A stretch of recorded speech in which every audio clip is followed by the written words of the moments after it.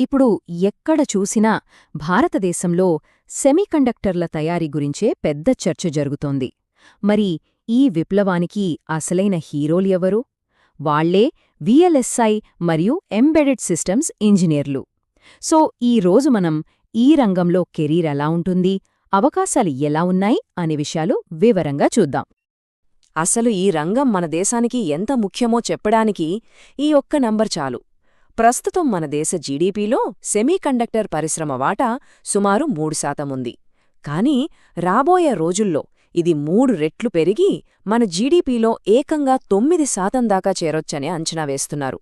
అంటే ఆలోచించండి, మన దేశ ఆర్థిక భవిష్యత్తును మార్చబోయే అతి ముఖ్యమైన రంగాల్లో ఇదొకటి కాబోతోంది.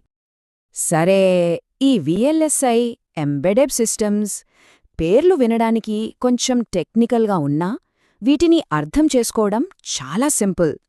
విఎల్ఎస్ఐ అంటే మనం వాడే ప్రతి ఎలక్ట్రానిక్ వస్తువులో ఉండే మెదడులాంటి చిప్ను డిజైన్ చేయడం.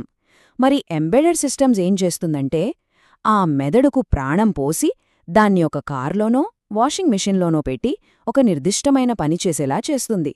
సింపుల్గా బ్రెయిన్ అండ్ లైఫ్ అన్నమాట. సరే, మనం మొదటి భాగంలోకి వెళ్దాం. ఒక ఈసీఈ గ్రాడ్యుయేట్ ప్రయాణం. ఇంజనీరింగ్ అయిపోయాక వాళ్ల ముందు ఎలాంటి దారులుంటాయి? అసలు వాళ్ళు ఎలాంటి సవాళ్లు ఎదుర్కోవాలి? సాధారణంగా చూస్తే ఈసీఈ పూర్తి చేసిన వాళ్లకి 3 దారులు కనిపిస్తాయి. ఒకటి గవర్నమెంట్ జాబ్స్ లేదా పిఎస్యులు. రెండవది చాలామందికి సులువుగా అనిపించే ఐటీ లేదా సాఫ్ట్వేర్ జాబ్స్. ఇక మూడోదే మన కోర్ ఎలక్ట్రానిక్స్. ఎక్కువ శాతం మంది ఐటీ వైపు వెళ్లిపోతారు కాబట్టి కోర్ రంగంలోకి అడుగుపెట్టడం అనేది చాలా పట్టుదలతో తీసుకునే నిర్ణయం. మరి కోర్ ఫీల్డ్లోకి వెళ్లాలంటే రూట్ కొంచెం వేరేగా ఉంటుంది. ఎందుకంటే కాలేజీ క్యాంపస్లకు కోర్ కంపెనీలు రావడం చాలా తక్కువ. అందుకే స్టూడెంట్స్ బీటెక్ తర్వాత ఒక మంచి ట్రైనింగ్ ఇన్స్టిట్యూట్లో చేరి ఇండస్ట్రీకి కావలసిన స్కిల్స్ నేర్చుకొని ఆ తర్వాత గట్టిగా ఉద్యోగ ప్రయత్నాలు మొదలుపెడతారు. అయితే ఈ ప్రయాణమంత తేలికేం కాదు. కొన్ని కఠినమైన నిజాలున్నాయి. అవి ముందుగానే తెలుసుకోవాలి. ట్రైనింగ్కే 1,50,000 నుంచి 2 లక్షల పైన కూడా ఖర్చవచ్చు. ఇక మొదటి జీతం కొన్నిసార్లు నెలకు 10,000 కంటే తక్కువగా కూడా ఉండొచ్చు. అనుభవం కోసం జీతం లేకుండా ఇంటర్న్షిప్ చేయాల్సి వస్తుంది. ఆ పైన కంపెనీలు 3 నుంచి 5 ఏళ్ల సర్వీస్ బాండ్ కూడా అడుగుతాయి. ఇవన్నీ కెరియర్ మొదట్లో ఎదురయ్యే పెద్ద సవాళ్లు. మరి ఇంత కష్టపడితే ఫలితం ఉంటుందా అంటే ఖచ్చితంగా ఉంటుంది. నాకొక కొలీగున్నాడు. అతని కథే దీనికి సరైన ఉదాహరణ. జీతం లేని ఇంటర్న్షిప్తో తన కెరియర్ మొదలుపెట్టి 8 ఏళ్లపాటు పట్టు వదలకుండా కష్టపడి అదే వ్యక్తి ఇప్పుడు సంవత్సరానికి 70 లక్షల ప్యాకేజ్ తీసుకుంటున్నాడు. అంటే ఇది ఓపిక, పట్టిదలతో సాధించే విజయమన్నమాట. ఇక మన రెండవ భాగం. ఇప్పుడు మనం చిప్ డిజైన్ ప్రపంచంలోకి తొంగిచూద్దాం. అసలొక చిప్ను ఎవరు తయారుచేస్తారు? వాళ్లను మనం సింపుల్గా ఆర్కిటెక్టులు, బిల్డర్లు అని పిలవచ్చు. డిజిటల్ విఎల్ఎస్ఐ డిజైన్ని మనం రెండుగా చూడొచ్చు.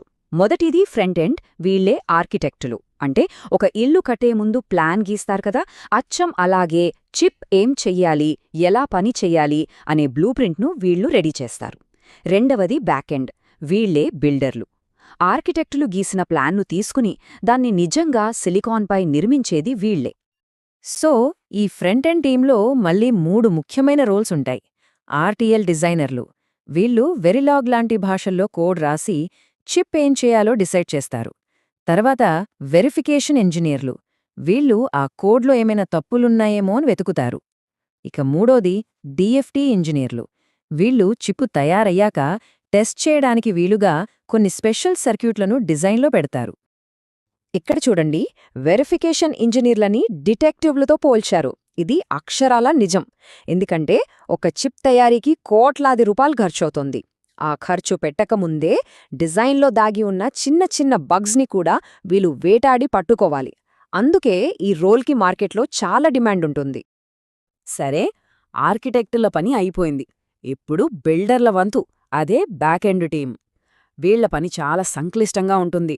లక్షల కొద్దీ ట్రాన్సిస్టర్లను చిన్న సిలికన్ ముక్క మీద పెట్టడం, వాటి మధ్య సన్నని వైర్లతో కనెక్షన్లివ్వడం, అమ్మో అదొక మహాయజ్ఞం లాంటిది. అంతా అయ్యాక ఫైనల్ డిజైన్ను తయారీకి పంపే ఆ చివరి ఘట్టాన్నే టేప్అవుట్ అంటారు. ఈ ఫీల్డ్ ఎంత రివార్డింగ్ అయినా అంతే కష్టపడాలి.